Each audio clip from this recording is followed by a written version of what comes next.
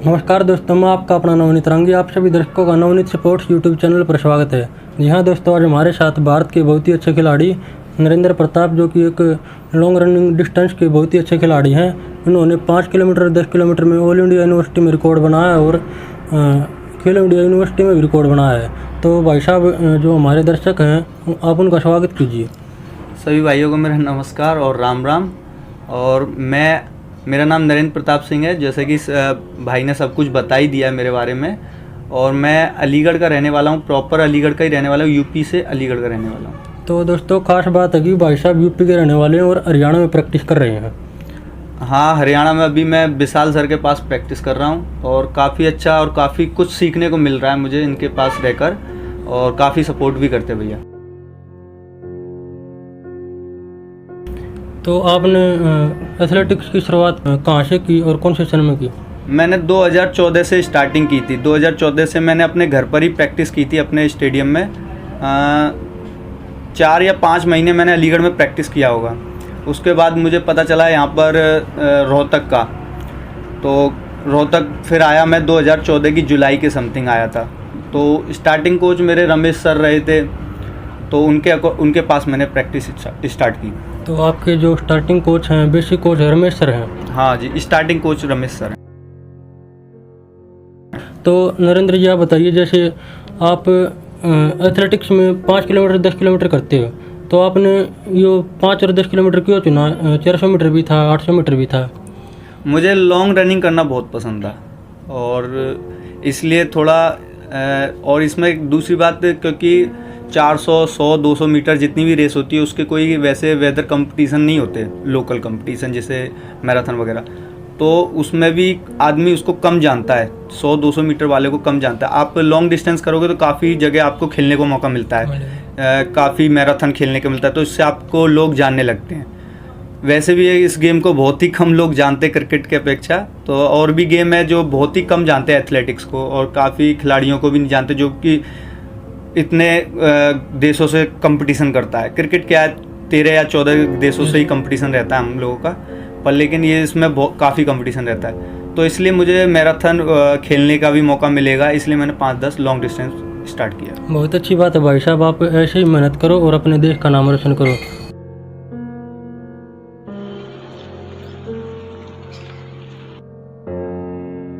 आपकी फैमिली से आपको कितना सपोर्ट मिला? जैसे जैसे परफॉर्मेंस आती गई, अच्छा होने लगा, तो वैसे स्टार्टिंग से ही सपोर्ट था, काफ़ी सपोर्ट था। तो जब मैं अच्छा करने लगा फिर काफ़ी और सपोर्ट मिलने लगा। आप खेलते हो, किसी न किसी खिलाड़ी का एक आइडियल होता है, तो आप किस खिलाड़ी को आइडियल मानते हो? मेरा आइडियल वैसे तो मो फराह ही है, मो फराह को। आप उन आइडियल क्यों मानते हो, मो फराह को? काफ़ी यूनिक है बंदा, अच्छा लगता है, रेस उसकी अच्छी लगती है इसलिए। तो नरेंद्र जी, आप बताइए, जैसे आपके जो रिकॉर्ड हैं 5 किलोमीटर 10 किलोमीटर की, आप इनकी जो टाइमिंग बताइए एक बार। मेरा जो बेस्ट टाइमिंग है, जैसे मैंने रेलवे ट्रायल दिया था, उसमें मैंने रेलवे ट्रायल में 29.2 लगाया था 10 किलोमीटर का। तो इसके बाद मैंने उससे पहले मैंने यूनिवर्सिटी गेम खेले थे। यूनिवर्सिटी गेम में मेरा बेस्ट है, वही रिकॉर्ड है जो 29:42 का 10 किलोमीटर का। और उसके बाद मेरा 5 किलोमीटर मेरा बेस्ट टाइमिंग है, जो होम ट्रायल है उसमें 14:06 का लगाया था, और ऑल इंडिया यूनिवर्सिटी में 14:17 का बेस्ट है मेरा। तो बहुत अच्छी बात है भाई साहब, आप ऐसे ही मेहनत करो और भी आप टाइम तोड़ो ताकि आप वर्ल्ड रिकॉर्ड बना सको। आपने अभी तो इंडिया रिकॉर्ड बनाया, आप भी वर्ल्ड रिकॉर्ड बनाओ और अच्छी अच्छी मेहनत करो। और अच्छे अच्छे जो कोच हैं हमारे भारत में, उनसे मिलो और कुछ अच्छी अच्छी मोटिवेशन लो।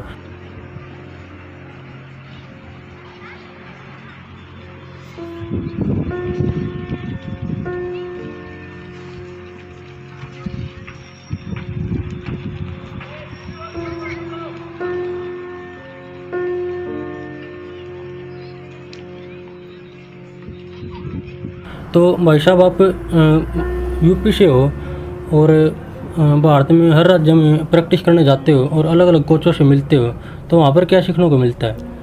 काफ़ी कुछ सीखने को मिलता है, सीखने वाला होना चाहिए। वैसे तो मेन पॉइंट ये है, हर जगह हर कुछ नया सीखने को मिलता है।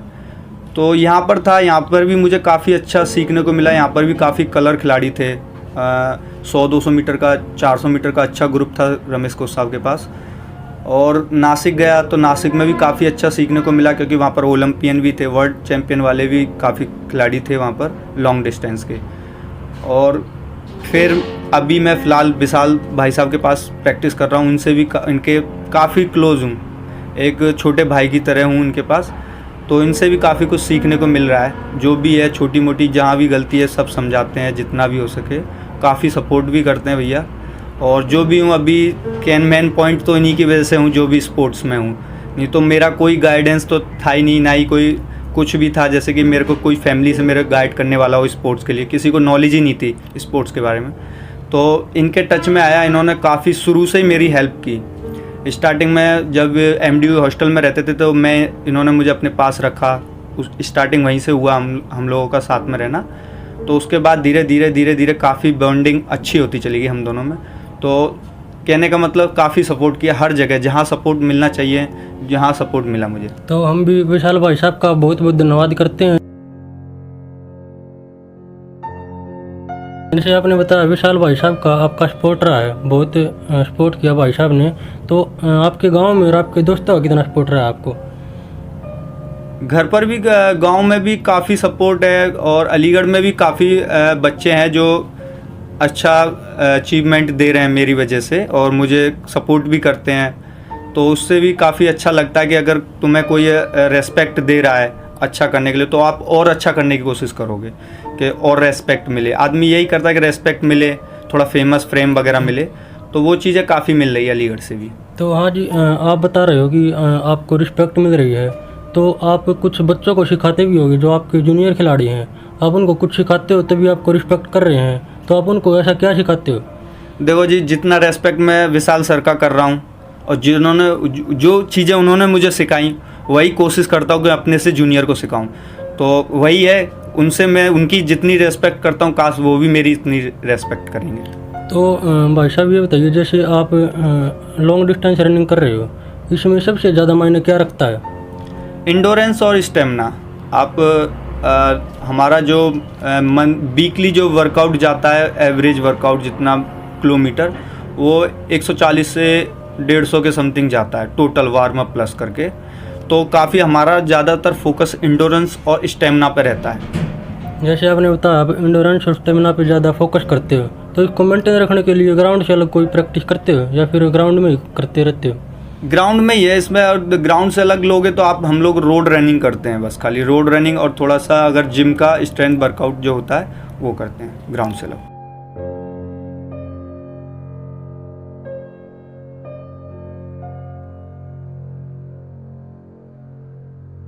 तो आप डाइट में क्या क्या लेते हो? डाइट में तो जैसे कि ऑयल को हम बिल्कुल ना के बराबर देते हैं, और ज़्यादातर बॉयल चीज़ें लेते हैं। तो मॉर्निंग का हमारा ब्रेकफास्ट रहता है जिसमें ओट्स हो गया, पीनट बटर वगैरह हो गया, जैम, ब्राउन ब्रेड और बॉयल अंडे और क्राउन बॉयल और ड्राई फ्रूट। उसके बाद हमारा पनीर की वो जो भी है, पनीर भी रखते हैं। और दोपहर के समथिंग हम लोग फ्रूट लेते हैं और जूस रखते हैं। और जैसे खाने के समय हम लोग लाइटली जो ऐसी चीज़ें लेते हैं जिससे कम वेट हो, तो उसमें हम लोग ज़्यादातर सलाद वगैरह का भी यूज करते हैं, रोटी वगैरह कम ही खाते हैं। तो भाई साहब आपने वेट का जिक्र किया, तो आपका वेट क्या रहा है? अभी फ़िलहाल जो वेट है मेरा कंपटीशन टाइम थोड़ा और लो वेट हो जाता है, जैसे अभी जो कंपटीशन ही टाइम चल रहा है, क्योंकि डाइट वाइट पर कम ही ध्यान दे रहा हूँ, तो मेरा 54-53 तक जाता है वेट। तो जैसे आपने बताया जैसे आपका वेट 54 रहता है, तो आप दुबले पतले खिलाड़ी होते हैं जो लॉन्ग रनिंग डिस्टेंस करते हैं, और जो मोटे खिलाड़ी होते हैं वो कर नहीं सकते? नहीं, उनका फैट अगर ज़्यादा होगा तो रनिंग करने में थोड़ा प्रॉब्लम होगा। तो ज़्यादातर जो लॉन्ग डिस्टेंस होता है वो वेट कम करने पर ही ज़्यादा ध्यान देता है, लॉस करने पर।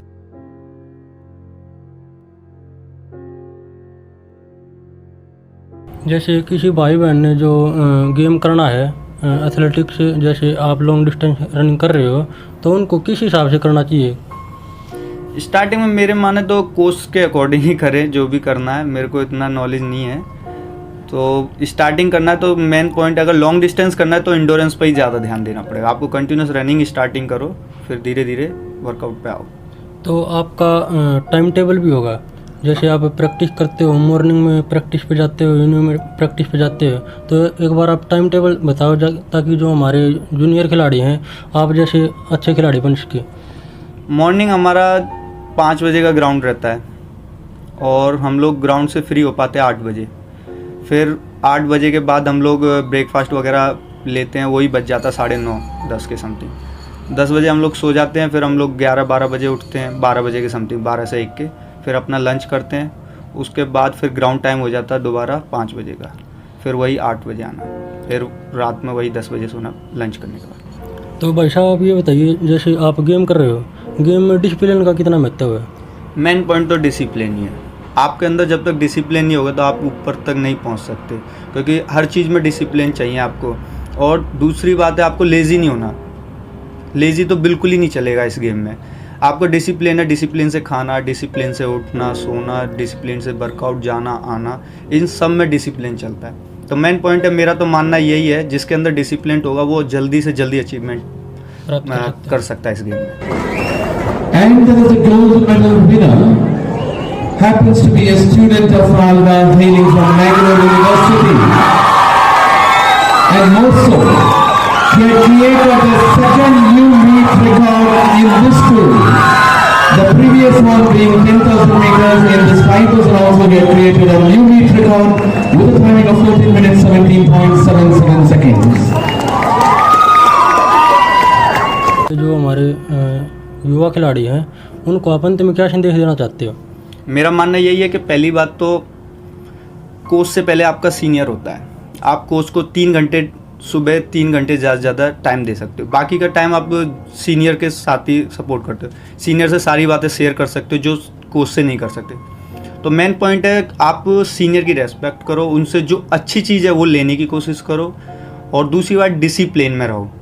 मेन पॉइंट, डिसिप्लिन में रहो, अपनी अच्छा डाइट पर ध्यान दो, सोने पर ज़्यादा ध्यान दो। जितना अच्छा डाइट सोओगे तो उतना अच्छा अचीवमेंट होगा। तो ये थे हमारे नरेंद्र भाई साहब, जो कि भारत के बहुत ही अच्छे खिलाड़ी हैं और अब आने वाले टाइम में अच्छी अच्छी प्रैक्टिस करेंगे और हमारे भारत का जो रिकॉर्ड बना रखा है इसको रिकॉर्ड को और सुधारेंगे और अपने वर्ल्ड रिकॉर्ड की में तब्दील करेंगे। तो भाई साहब आपने इतना समय दिया, आपके लिए इसका बहुत बहुत धन्यवाद। Thank you Navneet sports channel को भी, और काफ़ी अच्छा है कि आप ऐसा कर रहे हो खिलाड़ियों के लिए, जिससे आप खिलाड़ियों को थोड़ा फ्रेम भी मिलेगा। तो मैं थैंक्स फॉर सभी को कहना चाहता हूँ जो तुम्हारी टीम है उसको। थैंक्स। जय हिंद, जय भारत।